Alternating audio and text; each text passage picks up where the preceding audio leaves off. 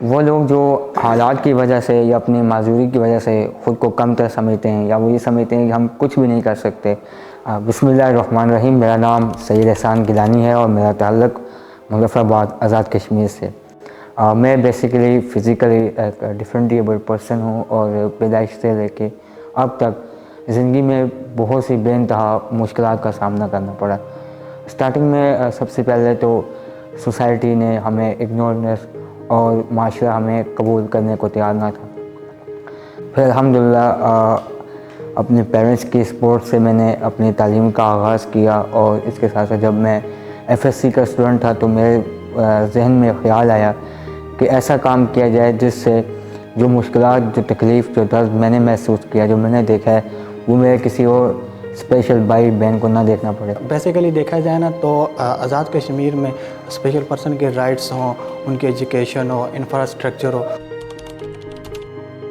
تو 2019 میں نے Nobel foundation for different able person کے نام سے ایک آرگنائزیشن کی بنیاد رکھی جو کوکنگ اور بیکنگ کے جو کورس ہیں ہم اس کے ساتھ ان کو ٹرین کریں گے.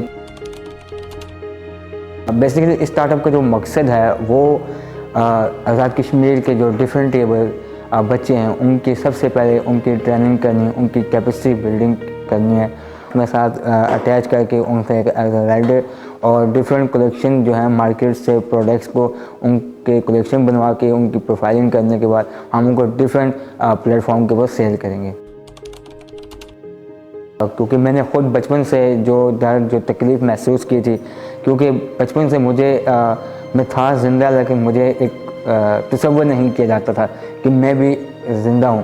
تو وہ جو چیزیں، وہ تکلیف، جو لوگوں کی رویے تھے، ان کی جو سختیاں تھیں اور معاشرے میں جو ہمیں کم تر سمجھا جا رہا تھا کہ یہ کیا کرے گا، یہ تو کچھ نہیں کر سکتا، اس چیز کو، وہ چیز میں نے اپنے دماغ میں بٹھائی اور میں نے یہ ثابت کرنے کے لیے کہ ہم بہت کچھ کر سکتے ہیں اگر مواقع ہمیں دیے جائیں، اور الحمدللہ اس میں کامیابی حاصل کی ہے.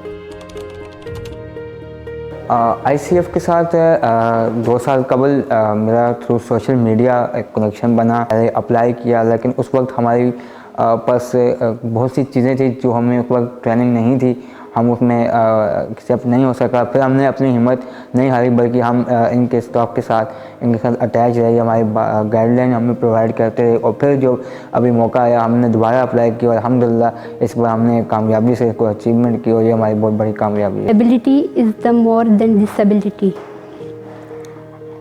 میرا نہیں خیال کہ لمیٹیشنز باڈی کے اندر تو ہو سکتی ہیں لیکن آپ کے مقصد میں، ارادوں میں نہیں ہو سکتی.